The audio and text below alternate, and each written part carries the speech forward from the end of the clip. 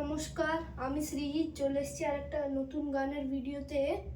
যেহেতু আমরা 25শে ডিসেম্বর আপনাদের কাছে গানের ভিডিও দিতে পারিনি, তাই আজ আমি একটি 25শে ডিসেম্বরের গান, যার নাম হলো জিঙ্গেল বেল, ওটা গিটারের মাধ্যমে আপনাদের সামনে পরিবেশন করতে যাচ্ছি।